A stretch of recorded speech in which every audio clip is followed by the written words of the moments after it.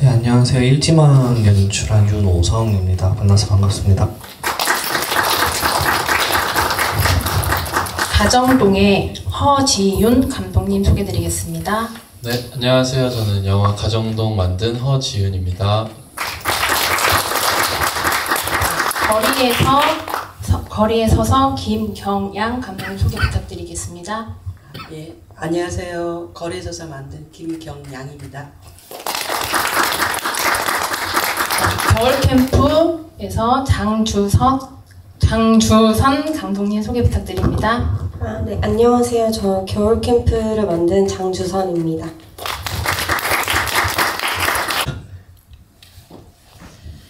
예, 그 CR은 그러니까 제가 이제 번역을 할 때 고민을 좀 했어요. 원래 우리 CR이 그 제가 이제 사실 이제 그 CR이라는 진돗개를 만난 게 대전에 이제 중구 대영동에 원도심이 있는 곳에서 이제 그 이제 스페이스 C라고 하는 대안공간, 그러니까 전시를 하면서 레지던스 프로그램도 운영하는 그런 대안공간을 운영을 했었었는데 그곳이 이제 뭐 맨 처음 제가 그 이름을 지은 건 아닌데 그 C가 원래 이제 함석헌 선생님의 그 CR 사상에 의해서 지은 거라고는 하더라고요. 근데 C가 이제 이중적으로 보면은 SSEE 해서 이게 좀 경음화를 하다 보면은 이렇게 S를 빼면은 C 보다 뭐 이렇게 되는데, 그래서 이제 시각 예술 쪽에서 어떻게 보면은 연결된 그런 공간이라 C 이렇게 연결을 되기도 했는데, 제가 이제 그 강아지를 이제 고물상에서 만났어요. 그래서 고물상에서 만나서 그 강아지를 보고 오신 분이 그대로 두면 강아지 잘못하면 좀 몇 개월 못 가서 죽는다 이러면서 저한테 키워보려고 하냐고, 그래서 얼떨결에 이제 그렇게 인연이 돼가지고 키웠는데, 그 이름이 이제 어떻게 지었느냐 이제 고민을 하는데, 제가 작가들한테 물어봤어요. 어떤 이름이 좋겠느냐 그랬더니 여자애니까 다이애나가 어때요? 뭐 이런 친구가 있었어요. 그래서 무슨 다이애나는 이제 속으로 이제 그러다가 여기가 C니까 CR이라고 하면 좋겠다. 그래서 이제 여자이기도 하고 순수 우리말로 CR이 이제 그 뭐 민중 백성 여성 뭐 이런 뜻이 있더라고요. 그래서 CR이라고 했는데, 이게 이제 이름이 공교롭게도 CR이 안 먹히네, 뭐 CR이 굵다, CR만한 뭐 이러면서 좀 약간 그 비하적인 의미가 좀 있어서 제가 이제 하루는 그게 아니라 사실은 CR 보세요. 이 진돗개가 얼마나 이 충견으로 보통 불리는데, 제가 원래는 사실 이렇게 CR 그 C Creature of Royalty 얼마나 좋습니까? 그거를 충성스러운 피조물 이렇게 하면 축약된 의미도 되고 CR의 의미도 되지 않느냐, 진돗개라서 그렇게 지었다 또 이렇게 또 핑계를 대기도 했어요. 그래서 이제 그 친구랑 벌써 10년이 이제 이렇게 지나는 세월을 같이 했는데, 이제 제가 이제 사실 뭐 영화나 이렇게 영상 하다 보니까 늘 그 CR이를 돈도 안 주고 솔직히 말해서 간식 몇 개 좀 떼우면서 이렇게 출연을 좀 많이 시켰어요. 그래서 이 좀 부당한 대우를 좀 해주긴 했는데, 사실 지금도 오늘도 이제 그 저랑 같이 여기 또 전주에 와서 차 안에서 비 오는 차 안에서 기다리고 있어서 내심 좀 미안하기도 합니다. 그래서 이제 그렇게 저랑 동고동락 하면서 지내온 CR이가 앞으로도 좀 영화에 좀 자주 출연할 수 있도록 제가 영화를 좀 더 많이 만들어야 된다 이런 의무감을 좀 갖고 있습니다. 예. 저 영화 설정상으로는 이제 박종수라는 그 시인이 수많은 시간 동안 시를 써왔다는 설정이었어서, 근데 제가 생각한 시는 영화 속에 나온 2편하고 딱 한 편이 더 있었어요. 그래서 제가 급하게 지금 핸드폰으로 그때 썼던 거를 지금 찾아봤는데, 뭔가 질문해 주신 것에 대한 성의로 읽어드리면 좋을 것 같아서 네, 되게 투박합니다. 벽돌이고요, 제목은. 시는 벽돌이 하나 빠졌다. 채워 넣을까 하다 관두었다. 무너질까봐 그랬구나. 벽돌 하나 빠진 사이로 숨들이 오고 간다. 그래, 숨 쉬고 살아야지. 사는 게 중요하지. 그깟 이빨 하나. 라는 시였습니다. 네. 그래서 이런 시가 하나 더 있었습니다. 네, 감사합니다. 질문 더 원래 그 마지막 장면에 은혜가 오는 게 아니었고, 그 전에 이제 그 사기 당한 걸 알고 그 계단에 앉아 있을 때 시나리오에는 원래 이제 그때가 눈물을 흘리는 걸로 되어 있었는데, 이제 촬영을 이제 첫날에 이제 저 마지막 장면 촬영을 먼저 하게 됐어요, 부득이하게. 근데 이제 우연서 배우님께서 그때 이제 첫 슛에 그냥 저렇게 연기를 해주신 거예요. 근데 저도 저 원래 이제 시나리오 엔딩에 대해서 좀 계속 고민이 많은 상태에서 현장에 들어갔는데, 그 장면을 보니까 뭔가 이제 제가 그 배우님의 연기에 이렇게 완전히 그 납득이 된 거예요. 그래서 이제 저 장면, 지금 여기서 눈물이 나오는 게 맞는 것 같다, 이렇게 이제 좀 생각하면서 시나리오를 바꾸게 됐고, 그 아이가 이제 춤추는 모습을 봤을 때 이전까지는 이제 무너질 수 없었을 거라고 생각하거든요. 뭔가 자기의 잘못도 있고, 그런 이제 어쨌든 현실적으로 계속 살아가야 되는 상황이 있으니까 눈물을 흘릴 여유도 없었을 것 같은데, 마지막에 이제 아이가 춤추면서 또 웃는 모습을 보면서 그때야 비로소 눈물이 한 방울 떨어지지 않을까? 뭐 이런 마음이었을 것 같아요, 은혜가. 네, 잘 들었습니다. 좀 감독님의 의견 듣고 싶습니다. 그 아버지 방이라는 공간, 일단 그 자물쇠라는 게 일단 표면적으로 봤을 때 그러니까 제가 영화를 구성을 하고 시나리오를 작업을 하면서 어쨌든 영화 가정폭력을 소재로 다루잖아요. 근데 이런 폭력적인 부분들이 직접적으로 보여주기보다 좀 어떤 특정한 소재라든지, 그러니까 어떤 물건들이라든지 그런 것들로 이런 폭력성이 드러났으면 좋겠다라는 생각이 좀 크게 있었어요. 그래서 폭력적인 장면을 직접 보여주지 말고 다른 것들을 통해서 이런 폭력성들이 드러날 수 있으면 좋겠다 해서 가장 표면적으로 보일 수 있는 부분이 그런 것들이어서 방에 좀 자물쇠를 가둔다라는 것에 대한 그 어떤 캐릭터를 되게 폭력적으로 만드는 부분이라고 생각을 했었고, 그 또 어쨌든 이 집이라는 공간에 대해서 저는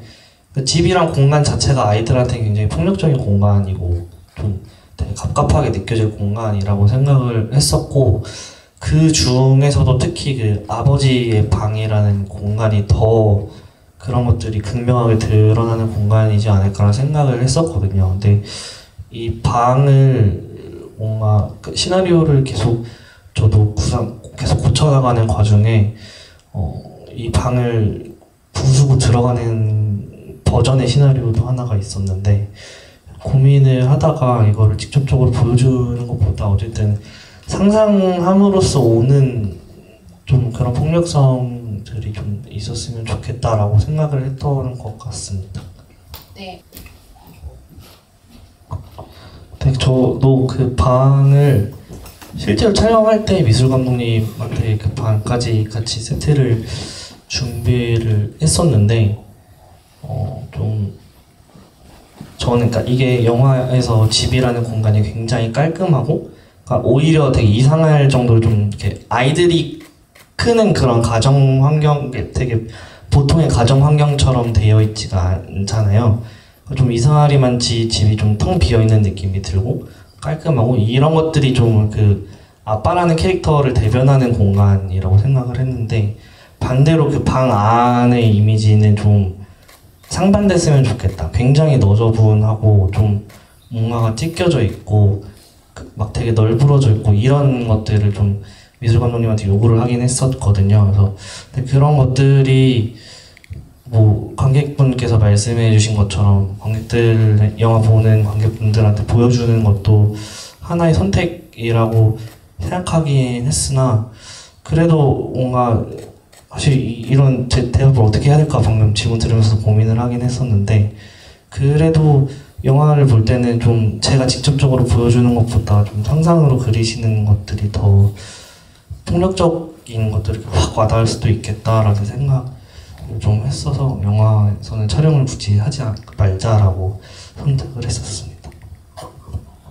네, 답변 되셨나요? 사실 사람들이 생각하기에는 대전시 하면은 이렇게 딱 떠오르는 게 이렇게 마땅히 이렇게 연상되는 이미지가 많지는 않아요. 그러니까 우리가 이제 흔히 보면은 뭐 일제 시대를 통해서 급조가 된 그런 대전광역시 6대 도시이긴 하는데 흔한 말로 이제 노잼 도시다.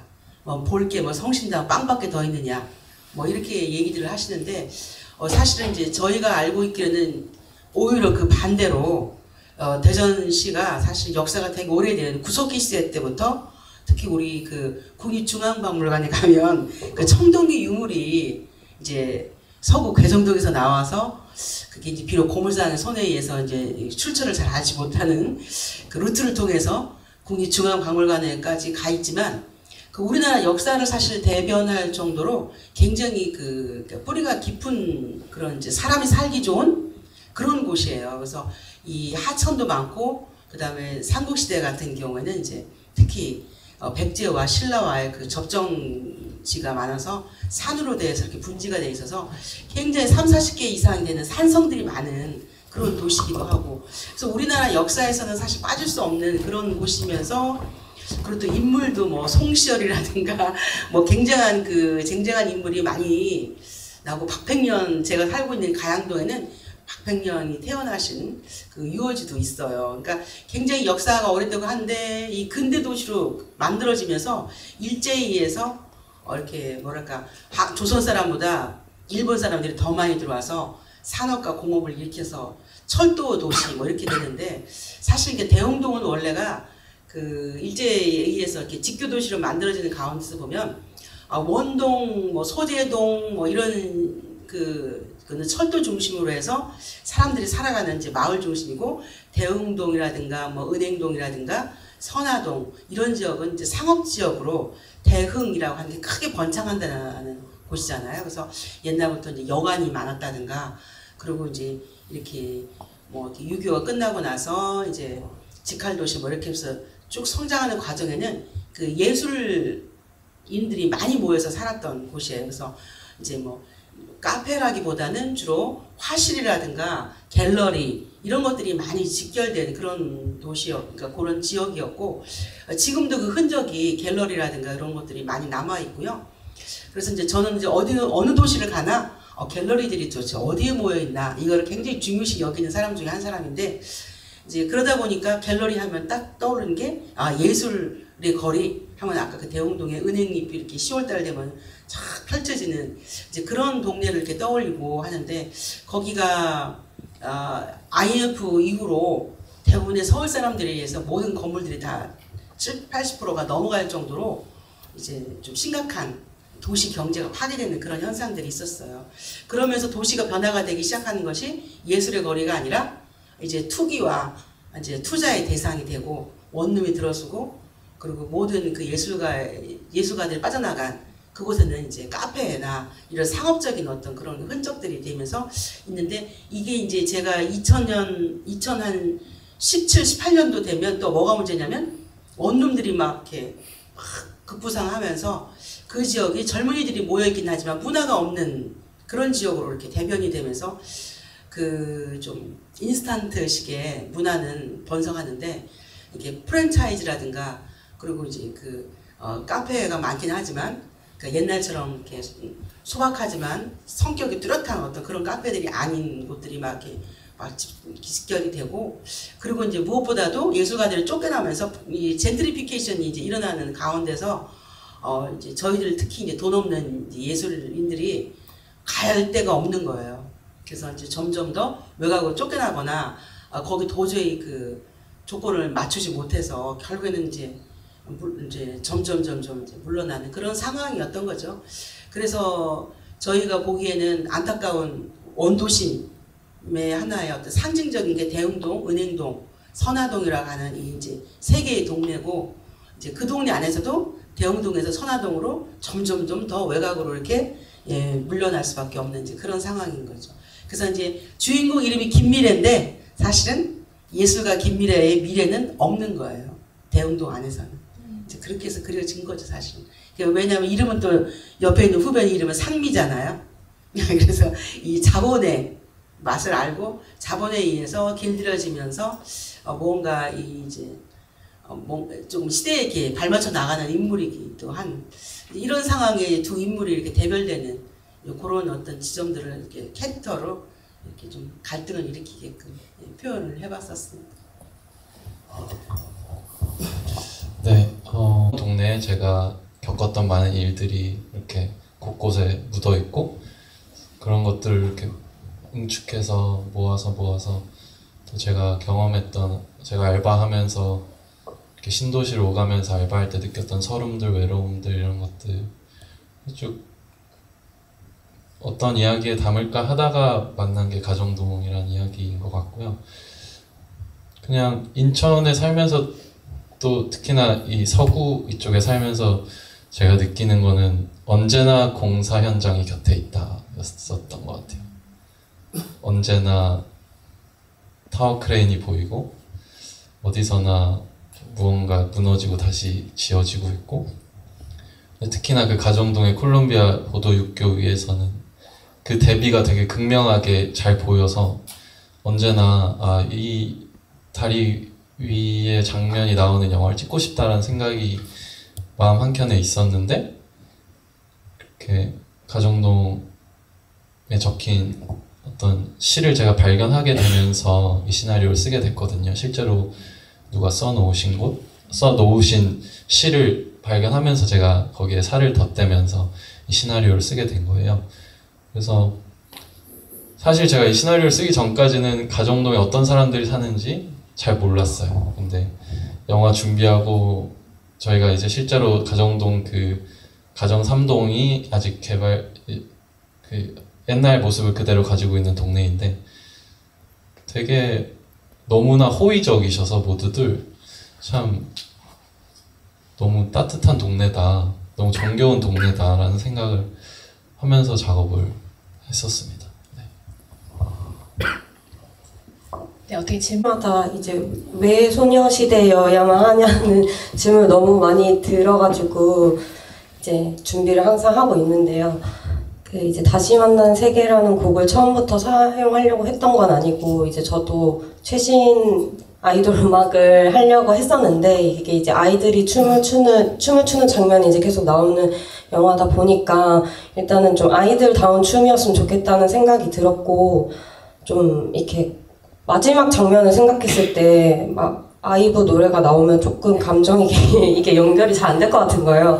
그래서 좀 계속 음악에 대한 고민을 좀 오래 하다가 이제 다시 만난 세계라는 곡을 스크립터님이 추천을 해주셔가지고 이제 좀 생각을 해보게 됐는데 처음에는 이렇게 너무 옛날 노래라서 그러니까 저 어릴 때 듣던 노래거든요. 그래서 좀 아니지 않나 이렇게 생각했는데 어쨌든 이 음악이 가지고 있는 힘이 분명히 있고 좀 영화의 마지막에 이제 나왔을 때 다른 이제 보시는 분들이 좀 긍정적인 그 마음을 얻어 가실 수 있을 것 같아서 정했어요. 네. 궁금했어요, 감독님. 그 영화가 그러니까 이야기가 결국에는 지연이한테 영화 내내 선택지를 계속 던져주잖아요. 뭐 결국에는 집에 남아서 동생들과 있을 건지 아니면 본인의 삶을 쫓아서 이제 집을 나가서 택할 건지 선택지를 계속 던져주는데 사실 영화가 끝날 때 그 선택지의 답을 정확히 제가 던지지는 않았어요. 그러니까 답을 드리지는 않았어요. 근데 제가 생각했을 때는 어쨌든 지연이가 어떤 선택을 했어도 그러니까 본인의 어떤 삶을 쫓아서 집을 나가더라도 마음이 계속 불편한 상태로 지냈을 거라는 생각을 했었고 반대로 동생들과 함께 집에 남더라도 어떤 자기의 그런 욕망을 해소하지 못했던 부분이 커서 결국에는 거기서 거기라는 생각이 들었고 제가 어쨌든 마지막 장면에 그 장면을 그렇게 가져갔던 거는 사실 되게 평범한 거잖아요. 그 고등학교 3학년 친구들이 수능이 끝나고 대학 가기 전에 이제 아르바이트를 하고 뭐 자취를 할지 아니면 학교를 어떻게 이제 다닐지에 대한 고민을 하는 게 굉장히 평범한 건데 영화 속 그 지연이라는 친구한테는 그게 되게 평범하지 않은 그러니까 되게 소중한 거라고 생각을 했어요. 그래서 그런 것들에 대한 어떤 되게 대비되는 모습들이 보여줬으면 좋겠다라고 생각을 했었고 그래서 그 친구들이 하는 얘기는 뭐 아르바이트 얘기를 하고 학교 어떻게 다닐 거냐 뭐 기숙사를 하냐 자취를 하냐 막 이런 얘기를 하는데 그게 지연이한테는 굉장히 평범하지 않은 너무 남부러운 일처럼 느껴지지 않을까라는 생각을 해서 마지막 장면을 그렇게 가져갔던 것 같습니다. 분명히 그 캐릭터 안에 다른 욕구, 욕망, 꿈들은 있을, 꿈까진 모르겠는데 일단 그 영화에서 다루고 있는 그 시간에서는 그게 가장 큰 인물에게 가장 큰 재미, 가장 큰 위로였을 거라고 저는 생각을 해요. 그리고 좀 그 인물이 평생 그렇게 살아갈지 모르겠지만 영화의 마지막에는 그래도 시를 읽기만 하던 한 사람이 시를 쓰게 되면서 끝나는 게 제 나름대로는 어떤 뭔가 하고 싶은 게 생겼다 또는 변화가 되었다라는 결말이었다고 저는 생각하면서 작업을 했고요. 그게 되게 큰 변화라고 저는 생각을 하면서 했고